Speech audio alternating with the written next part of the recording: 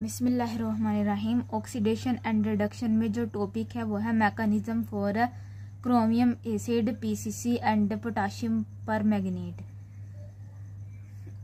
Alcohol की oxidation होगी by using these oxidising reagent. First oxidising reagent is chromic acid, then PCC and then potassium permanganate. ठीक है, जब chromium oxidation reaction for alcohol, अब alcohol के लिए chromium oxidation reaction को देख लेते हैं कि कैसे हम क्रोमियम को यूज करके ऑक्सीडेशन करके अल्कोहल की ऑक्सीडेशन करते हैं। ठीक है, यहाँ पे लिखा हुआ है कि chromium and oxidation with alcohol means oxidation. एक फॉर एग्जांपल जहाँ पे एक बीकर है ना, उसके अंदर क्या मौजूद है, अल्कोहल, और उसके साथ और क्या चीजें मौजूद हैं, क्रोमिक ट्राइऑक्साइड CrO3 एंड दूसरी क्या चीज मौजूद है, H2SO4, और उसके साथ क्या और क्या मौजूद है, सोलवेंट यानी कि एसीटोन। तो यहाँ पर क्या हो रही होगी, ऑक्सीडेशन हो रही होगी, क्योंकि यहाँ पे अल्कोहल के साथ क्या चीज मौजूद है, क्रोमियम ट्राइऑक्साइड, और बाकी ये कंडीशंस फुलफिल हैं, तो यहाँ पे ऑक्सीडेशन होगी। ठीक है, ऑक्सीडेशन रिएक्शन होंगे। तो जहाँ पे भी क्रोमियम मिल जाए और अल्कोहल मिल जाए तो क्या होगी, वहाँ पे डेफिनेटली वहाँ पे होती है ऑक्सीडेशन। और यहाँ पे क्रोमियम जो ट्राइऑक्साइड है वो कह रहे हैं कि क्रोमियम ट्राइऑक्साइड प्लस H2SO4 और एसीटोन का एक्वस जो होता है ना, H2SO4 ये एक्वस मीडियम में होता है, मतलब के तो ना ये सारों को मिक्स करेंगे। ठीक है, इनका एक मिक्सचर बनाएंगे और उसको फिर अल्कोहल में ऐड करेंगे। अच्छा, वो कहते हैं हम इन ऑक्सीडाइजिंग रिएजेंट के अलावा हम क्रोमियम, इसके अलावा एक और चीज भी यूज कर सकते हैं, वो है सोडियम डाइक्रोमेट यानी कि Na2Cr2O7, इसको भी यूज कर सकते हैं। ठीक है, उसकी भी यही है कि उसको H2SO4 तो उसमें डालेंगे और या फिर हम क्या डाल सकते हैं, और H2SO4 डाल सकते हैं। ठीक है, अभी इसको ट्राई जो है ना क्रोमियम क्रोमियम ऑक्साइड को डिस्कस करते हैं। ये जो क्रोमियम यहाँ पे ये देखो, ये क्रोमियम का स्ट्रक्चर बना हुआ है। ये जो क्रोमियम होता है ना, chromium left partially positive and acid can dissociation in solution. ये क्या है, क्रोमियम का स्ट्रक्चर है, CrO3 एंड OH इसके साथ लगा हुआ है, क्रोमिक एसिड का स्ट्रक्चर है। ठीक है, जहाँ पे क्रोमिक और यहाँ पे क्रोमियम जो है ये एसेंशियल एलिमेंट है, और ये सिंगल बॉन्ड के साथ अटैच होता है OH के साथ, double bonded attachment with oxygen. Then this chromium trioxide dissociate in solution. If it is in solution, then it is dissociate. After dissociation, what will be its product? It give acidic proton, free acidic proton, and also give conjugate base. ये जो chromic acid होता है ना, form होता है यहाँ पे, ये क्रोमिक एसिड वाला फॉर्म होता है। तो ठीक है, तो ये क्या करता है, इसे कोई भी एसिड अपने जो भी सोल्यूशन के अंदर जो भी मौजूद होगा ना, वो इसके साथ वो कर लेगा, इसको पिकअप कर लेगा। ठीक है, और यहाँ पे और कॉन्जुगेट बेस बनती है, तो ये हमारे पास क्या बन जाता है, क्रोमिक एसिड बन जाता है। ठीक है, H2CrO4 नेगेटिव यहाँ पे बन जाता है। तो ये क्या बन गया हमारे पास, क्रोमिक ट्राइऑक्साइड से क्या बन गया। Start mechanism of chromic acid. Firstly, we have primary alcohol. Name is propanol. Propanol gives two products. Firstly, gives aldehyde and then gives carboxylic acid directly. Directly give carboxylic acid. और ये 2 बार twice होता है, मतलब कि propanol oxidised twice. अब next यहाँ पे क्या होता है कि we have activated chromic acid. How can we say it is activated? Because here is oxygen, then oxygen that attach with chromium have this oxygen have positive charge, and also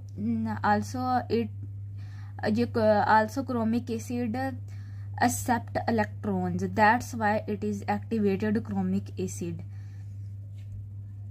यहाँ पे जो सबसे पहले जो बात की गई है, यहाँ पे जो ऑक्सीजन होता है ना, यहाँ पे इसके ऊपर ये होता है पार्शली पॉजिटिव, ठीक है। ये वाला सबसे पहले firstly this oxygen is positive and this chromium, हमारे पास क्या होता है कि ये वाला जो ऑक्सीजन है जाके क्रोमियम के साथ अटैच हो जाते हैं। यहाँ पे ये हो गया ना क्रोमियम के साथ अटैच। अब क्या होता है कि ये जो हाइड्रोक्सी ग्रुप है ना, इसके ऊपर hydroxy group reach to the this proton, and जब हाइड्रोक्सी ग्रुप इस पे जाकर अटैक करता है, यहाँ पे इंटरनल ट्रांसफर ऑफ इलेक्ट्रॉन्स हो रहा है, ठीक है। ये वाला अपने इलेक्ट्रॉन यहाँ पे ट्रांसफर करेगा, और ये जो हाइड्रोजन है ना, यानी कि ये प्रोटॉन जो है, ये अपने इलेक्ट्रॉन्स ऑक्सीजन को दे देगा।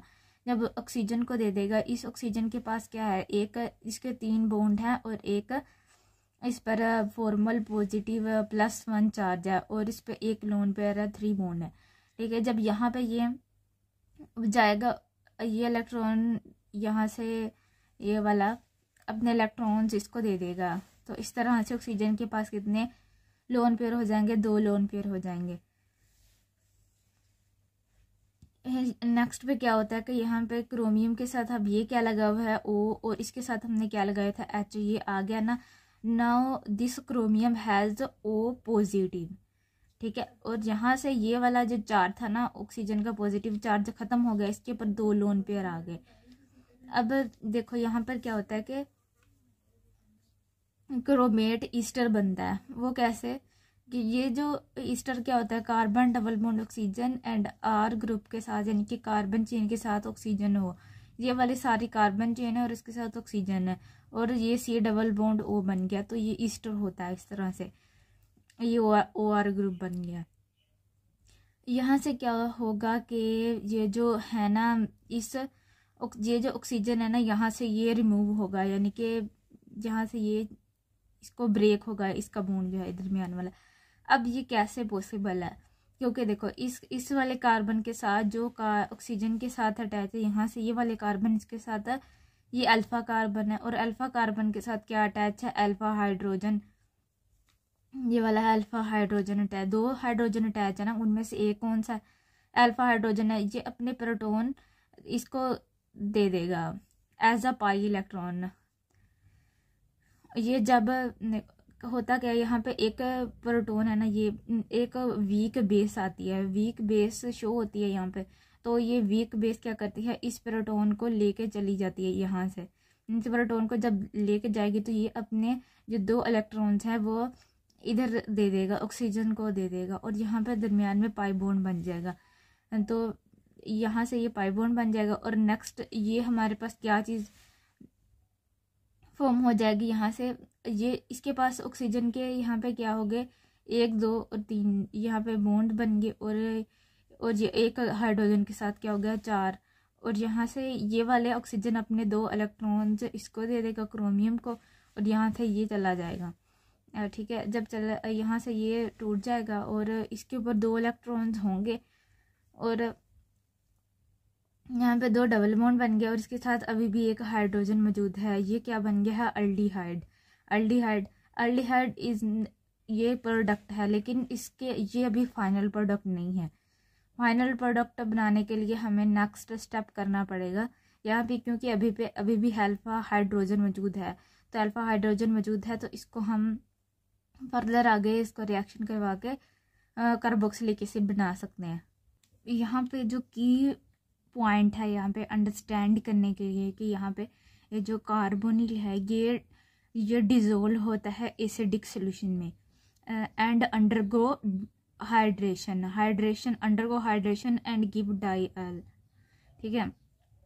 ये अंडरगो हाइड्रेशन जाएगा और हमें क्या देगा, डाइल देगा। और यहाँ पे हमारे पास एक प्रोटॉन होता है, ठीक है, प्रोटॉन मौजूद होता है। अब हमने अल्डिहाइड को कार्बोक्सिलिक एसिड में कन्वर्ट करना है ना, तो यहाँ पे ये क्या होता है, ये प्रोटॉन है, यानी कि ये एसिडिक मीडियम में ना, हमारे पास एसिडिक मीडियम होता है, जो कि ये प्रोटॉन हमें वहाँ से मिलता है, एसिड होता है, लाइक H3O पॉजिटिव, एंड और क्या एसिड हो सकता है, प्रोटोनेटेड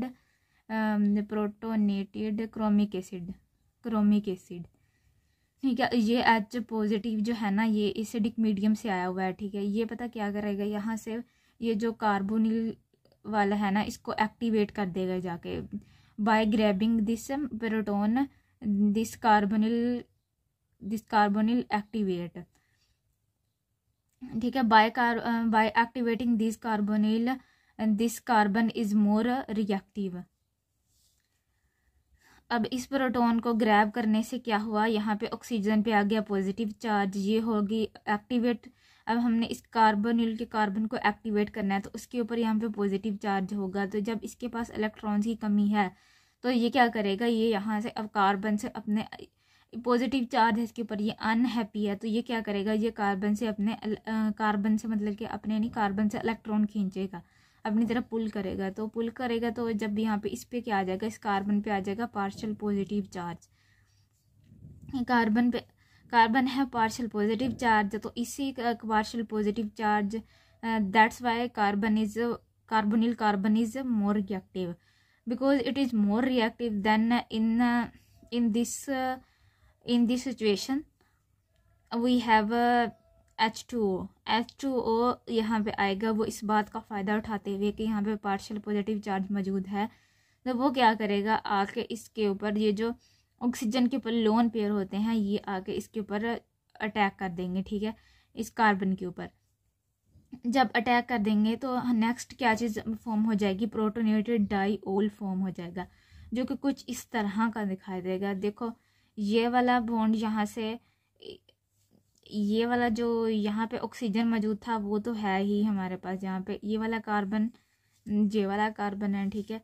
और इसके साथ क्या लगा हुआ है, ऑक्सीजन, एंड देन उसके साथ इस कार्बन के साथ पहले ये वाली चीज़ लगा लेते हैं। यहाँ से हमने इस वाले कार्बन के साथ ये चीज़ लगानी है, तो इसको हम ऐसे लिख देते हैं कि हमने कार्बन के साथ वाटर का मॉलिक्यूल लगा दिया। अब बाकी जो चीज़ क्या बची है, वो ये हाइड्रोजन और ये वाला ऑक्सीजन, ठीक है। ये हाइड्रोजन और ये वाला क्या है, ऑक्सीजन। अब ये वाला जब इससे इलेक्ट्रॉन लेगा तो यहाँ पे ये बॉन्ड शिफ्ट होगा, ठीक है। जब ये बॉन्ड यहाँ पे शिफ्ट होगा तो इसके ऊपर पॉजिटिव चार्ज है, यहाँ से ये बॉन्ड कोलैप्स कर जाएगा और इसके साथ क्या है, हाइड्रोजन, और ये इस पे पॉजिटिव चार्ज है, 1 लोन पेयर ऑफ इलेक्ट्रॉन है, और इसके ऊपर क्या है, ये पॉजिटिव चार्ज है, ठीक है। यहाँ पे भी ये वो बना हुआ है और यहाँ पे भी वो इसके साथ आके लग गया। अच्छा, अब नेक्स्ट क्या होता है कि ये जो जेम डाइओल इंटरमीडिएट है, इसके साथ क्रोमिक एसिड रिएक्ट कर रहा है। ये जो क्रोमिक एसिड है यहाँ से अपने इसका प्रोटॉन दे रहा है, यहाँ से ये ऑक्सीजन को न्यूट्रल कर रहा है। और अब नेक्स्ट क्या होगा कि ये वाला इसके पास क्या है, अल्फा कार्बन अभी मौजूद है, अल्फा कार्बन है तो यहीं पे अल्फा हाइड्रोजन होगा। अल्फा हाइड्रोजन को लेने के लिए कौन आएगा, H2O। अब H2O यहाँ से क्या करेगा, इस वाले प्रोटॉन को लेके चला जाएगा, हाइड्रोजन को लेके चला जाएगा, और यहाँ से इसके ये जो इलेक्ट्रॉन है ये ऑक्सीजन को दे देगा, और ये वाला ऑक्सीजन आगे नेक्स्ट अपने इलेक्ट्रॉन्स इसको शिफ्ट कर देगा, यहाँ से ब्रेक हो जाएगा, हमारे पास प्रोडक्ट आ जाएगा। अब प्रोडक्ट में क्या चीज़ बन रही है, ये कार्बोक्सिलिक एसिड बन रहा है। कार्बोक्सिलिक एसिड ये भी कार्बोक्सिलिक एसिड है। अब इसको ये ऐसे लिखा हुआ है, इसको अब सही करके लिख देंगे तो ये कार्बोक्सिलिक एसिड फॉर्म हो जाएगा। तो नेक्स्ट वाले पार्ट में या लेक्चर में हम देखेंगे oxidation of alcohol through PCC। Okay, Allah.